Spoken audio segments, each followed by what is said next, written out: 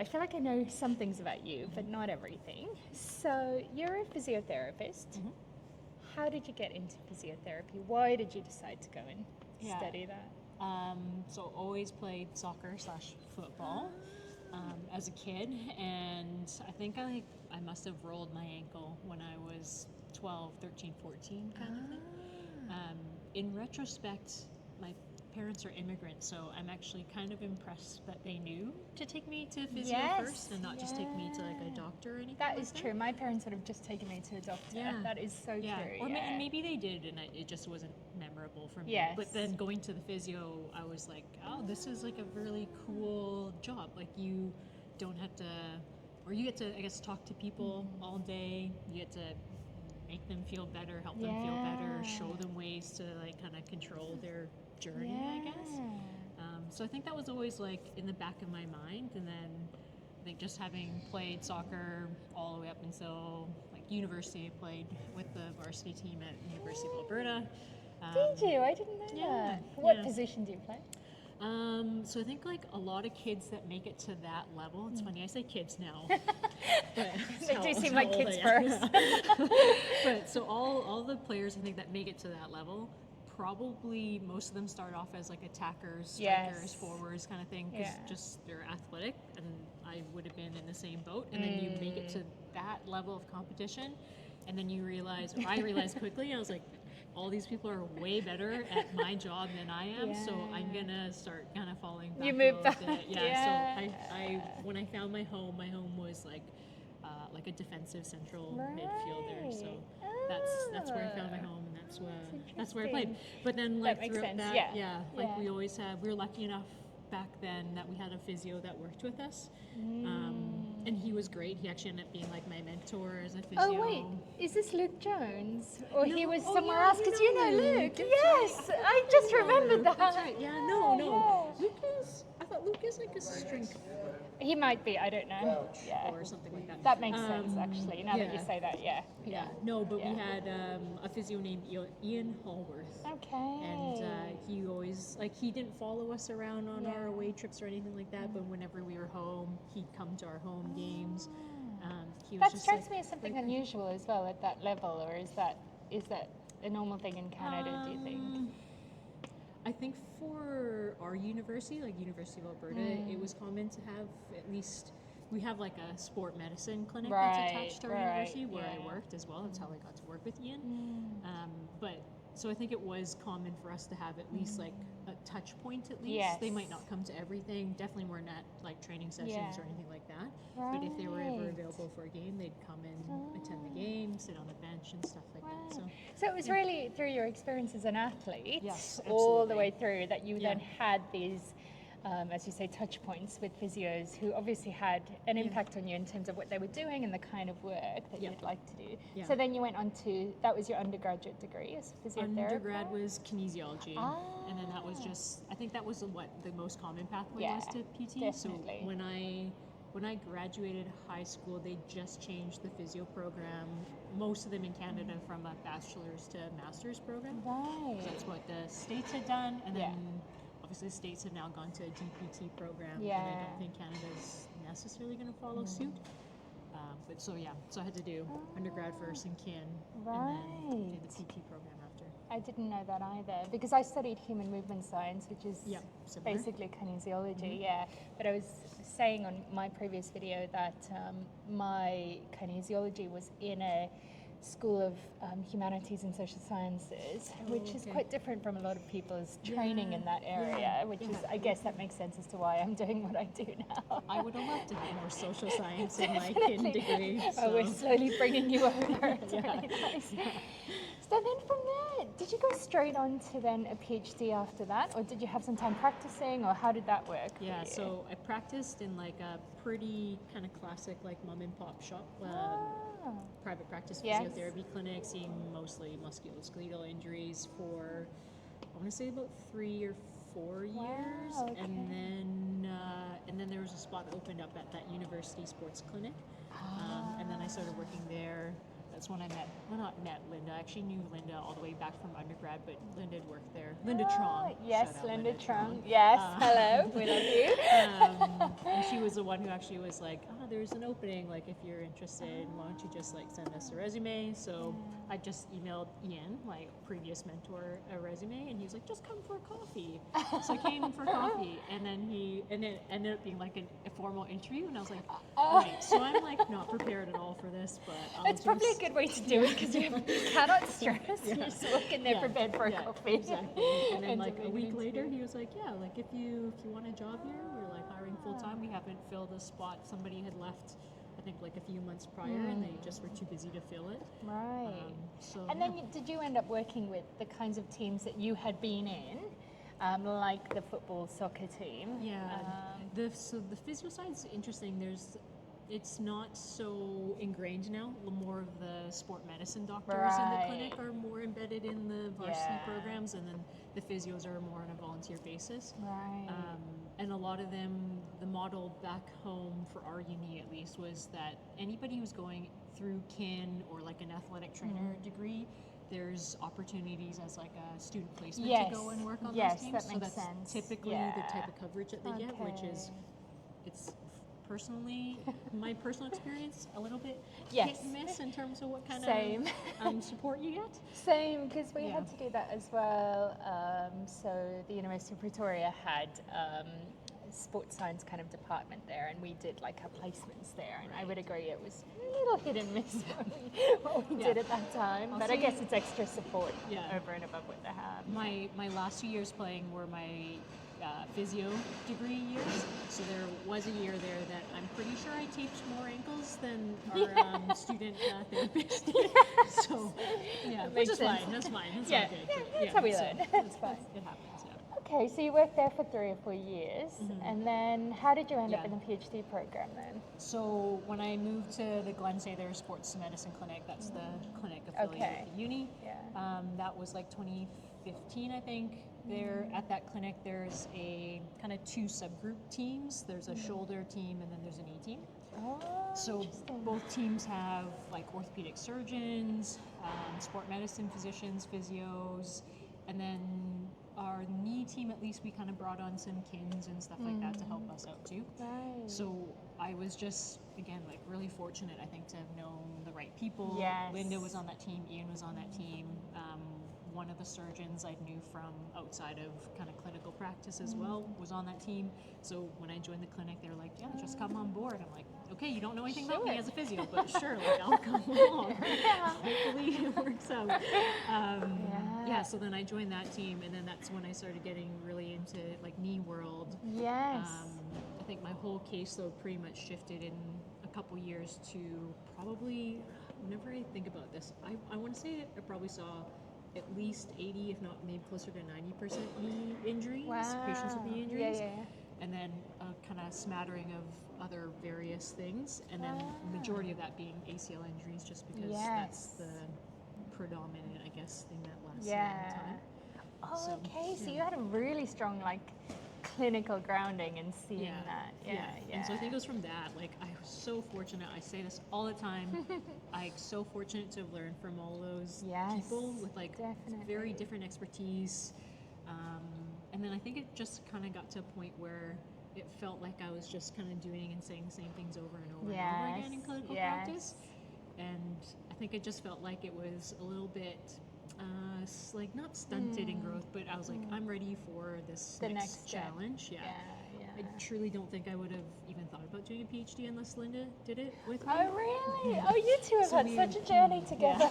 It's like, clinical background, kind of living and breathing knee injuries day in and day out, and then just feeling like I needed that next something to push me, and then having Linda also on board with doing the PhD.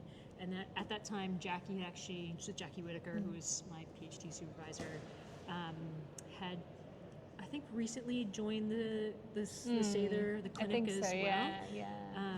And was kind of keen to bring on some PhD students into her lab. She was going to launch our she's gonna kill me for getting this wrong, and I've said that so many times in my We'll PhD. edit this. Yeah. It's the Edmonton Prevention of Early Osteoarthritis, so like we called it pre-OA cohort. Yes.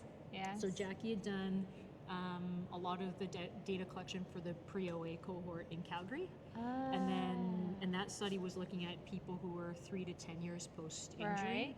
So then she wanted to kind of fill the gap of like do that time of injury up to 2 to 3 years. I see. So she was trying to start this cohort, looking for PhD students. I think must have caught wind that it was on our radar. Your And then knees. before we know it, we've Next submitted minute. our applications, and I got an acceptance letter, and I was like, what am I doing? But I guess here we are. Again, that's such a common experience of like suddenly finding yourself like very quickly, I'm doing this big thing. Yeah. So what was your PhD then on in the end? I know this develops over time, but like what was it on in the end? I think it's so funny to reflect on. Like, I think all the ideas that I pitched to Jackie initially were just like very clinician driven, which would have been great. And made sense for you at the time. It made sense for me at the time. There was like all the challenges that I'd foreseen as a clinician, but then also like just the smallest little tiny problems. Like I remember trying to sell her really hard on trying to measure hamstring strength post ACL injury and post ACL surgery, and I do think there's obviously the space, so there's like that could fill a certain gap. Yeah. But I'm kind of happy she convinced me Yes. to maybe not go down that route. So Definitely. I ended up ironically didn't know what I really wanted to do, but we had this cohort set up where the idea of this cohort was recruit young athletes who've just had a knee injury, match them, or at least kind of find somebody who is a similar uninjured control that we could have as a comparison. And so that was kind of the idea going into the PhD. Okay. We had, I think I'd already started doing a little bit of data collection within my first few months starting up. And then about half a year into my PhD, I tore my ACL. Yes. The turning point in many ways. Yeah, it was like there's a broadcast channel back home called TSN, and they had like this TSN turning point, and whenever they do like highlight packages, so I always say it was that would be your TSN turning point. Yeah. So I tore my ACL, and then I think it just totally made me reflect on like everything. It just gave me this whole new perspective. My gut, I remember I did it. I texted Linda and our other friend, and I was like, I think I just tore my ACL. And they're like, oh my gosh, what do you mean? And I was like, oh my gosh, I have to go and like teach a group class, like an ACL group class in 3 days. But I'm gonna be, I did a pretty decent job of my knee, so I pretty much torn my MCL. So you had, so you had no knee left. So basically. it was super unstable, and I had to wear like a big brace, unfortunately, for a little bit. And so I showed up to this class in this brace and in crutches, and people were like, what? And I was like, The irony. I honestly, I was so scared because I thought people would lose faith in me. Yes, like having been that person who helps them get back from this. Yeah. And then all of a sudden, now I'm like the one yeah, who is in that exactly. position. That is so interesting. It was a really weird time, but it was actually great because I think I gained so much street cred, like an incredible amount of street cred that I never would have anticipated. Yeah. So I think going forward, someone researching in that area, working in that area, rehabbing in that area, now you know what it feels like. So you had this like real patient experience, didn't you? Which is interesting because I think in sports medicine and sports physiotherapy, I think we often talk about this kind of, human patient-centered approaches, and so, and that's something that we've now started speaking about in the last few years. But it wasn't like that always. So how did that change your outlook on things then? I think it changed everything. Yeah. Weirdly enough. Yeah. I think, like I said, I think it was just okay, I can actually understand what people are, or what. Not that I didn't understand what patients were saying. No, but I was in a like, new wow, I way. can actually really empathize with what they're saying, and I mean, I knew I did it when I did it. I knew I tore my ACL when I tore my ACL, but reflecting on that split second, I was like, wow, it is literally exactly like how all these people have described it to me, verbatim. I'm like, I don't think they could have actually described it in any other better way. But now I understand that it's super that's accurate. so intimately now. Yeah. So so that happened, and then I always thought I was like going to be the kid who plays soccer/football forever. This changed everything, and like again, having maybe dealt with all these ACL patients in the last however many years, I was like, I don't know. I think I was 30, 31 when I tore it. I was like, is it really worth doing all this rehab to go back to like I started playing really like recreational for fun soccer at that point.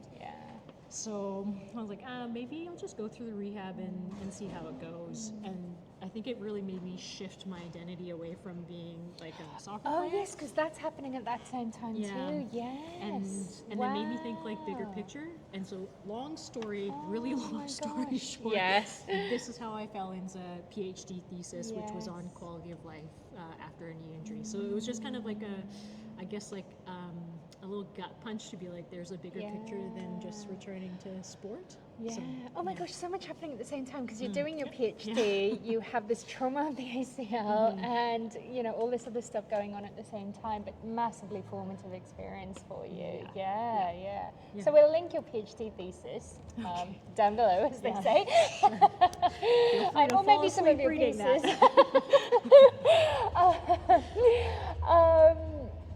So, with some nice background music. These mics are pretty good though. It's all right. It's dangling. Do you want to talk more about the PhD, or do you want to hop into postdoc then? Okay, let's hop in because we don't want to make it go too long. So you do this PhD then on quality of life, ACL injury, and so on, and then you finish. And as we know, once you finish your PhD, it is a little bit of like, what now? Yes.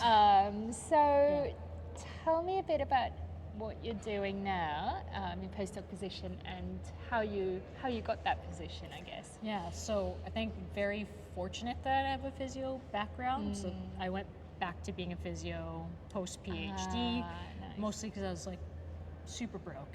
I needed everyone to make is. some type of money. So luckily, I could fall back into that. And then I worked as a clinician for about a year, just less than a year. But in all honesty, I think like after 5-6 months, I started going a little crazy. Did you? Yeah, you were like, I need some intellectual stimulation. I was like, same thing. I was like, oh yeah, this is what it's like to just kind of do the same thing over and over again. And then now I think I really pigeonholed myself into only seeing the injuries.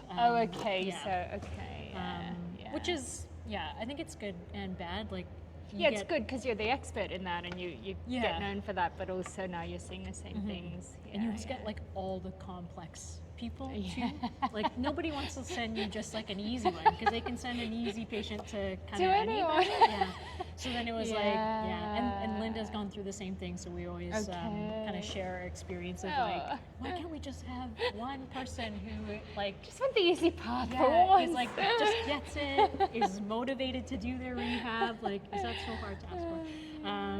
But so went back as a clinician, and then this job, so my postdoc job popped up in late December, I want to say, 2023.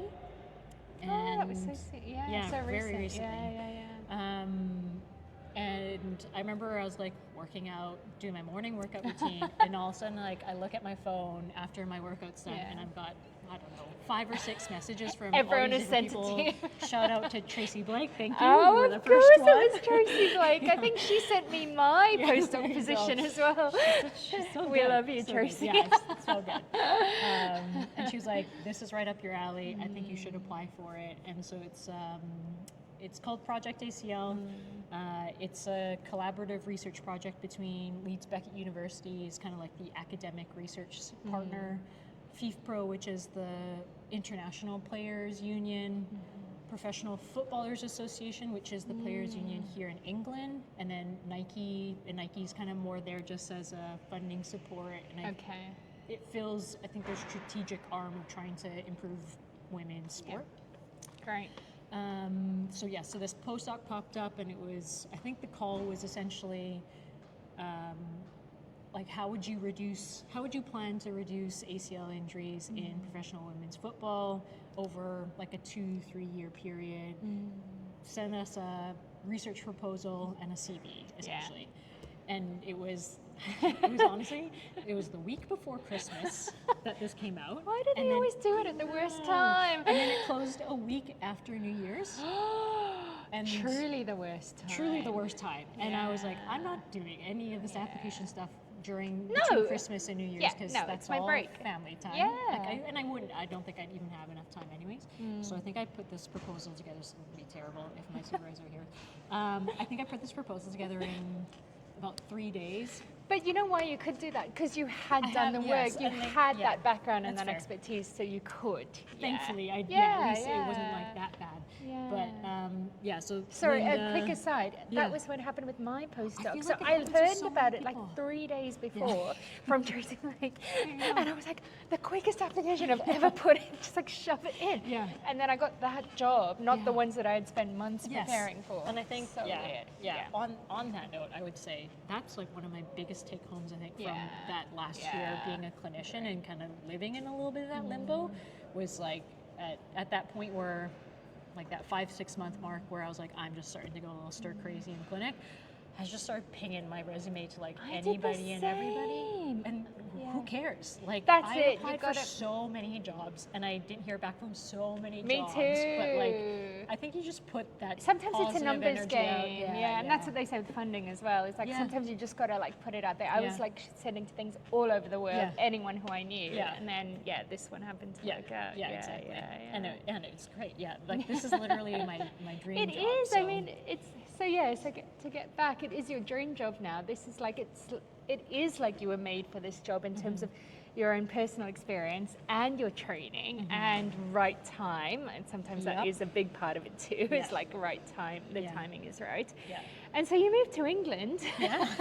Here I am. And here you are in this new job. How is it going at the moment? It's good. It's really good. Yeah. It's honestly exactly what I was hoping it would be in terms of a challenge, pushing me out of my comfort zone a little bit, but I still have, I can kind of still fall back on the fact that like, no, like I do know this world. I am very familiar with ACL injuries. So if I ever get a little like, I'm not like imposter syndrome, I guess, if I feel like I'm not the right person for this job, that's kind of the home base that I always go back to. Yeah, brilliant.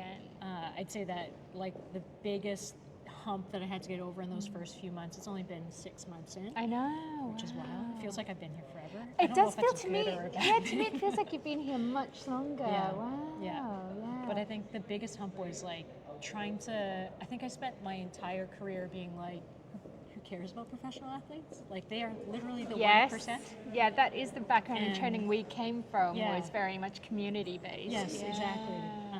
And so it's taken a while, and I think it still is taking some time to rewire and find not the value in it. Obviously, they're people too, and they need support. But I think it's trying to, like, in the back of my mind, I'm thinking, okay, how can I pull some of the material that we find, the research that we do, back to kind of grassroots levels. I love that. Yeah, I love that very much because, it can be very easy for all of us to be like, well, at the elite level, they have so much support that people at grassroots don't have. Yeah.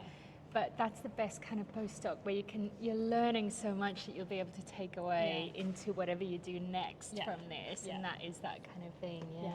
Amazing. Yeah. So you've recently joined us in the Feminist Sport Lab, which I'm so grateful for. You and I have had, we've chatted over social media for a very long time, and we only actually recently met in person for the first time, even though we've moved in the same circles. But I think we think about lots of things in the same way, and I really value your approach to, the social justice part of what you're doing as well. So yes, you're working in this world now, but what you learn there, we bring out as well. So what are you most excited about, or what excited you about Feminist Sport Lab when I asked you to join? Everything. I love that. So, thank you for having me. Like I think in our most recent meeting, I think I'm always trying to be in a room where I am definitely not the smartest person. It's easy to achieve. And this is definitely a space where I think even the first meeting that I was able to join,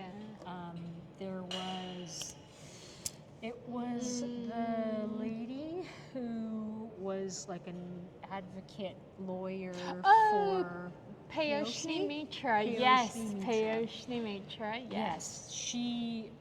I was just like, holy, how am I She is in the amazing. same space Yeah. as this like amazing person? Right Incredible now? person. Yeah. So I think that's that that's makes me so exactly happy. it. Like I Yeah. think it's trying to find places where you can grow and like learn a little bit more. And I know for sure, like I'd love to learn more about like the social sciences aspect of sports and kind of figure out how to meld those two worlds together. Definitely.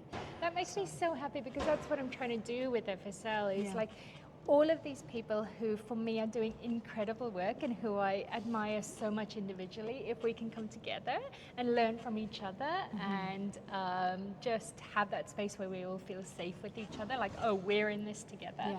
There's so much to learn from that, which is so nice in a way that we don't often get in academia, I think, which is very hierarchical. You know? So it's nice to see the like the collaboration, even though there's not really like so far there hasn't been like a let's pull these people together and work on this one project.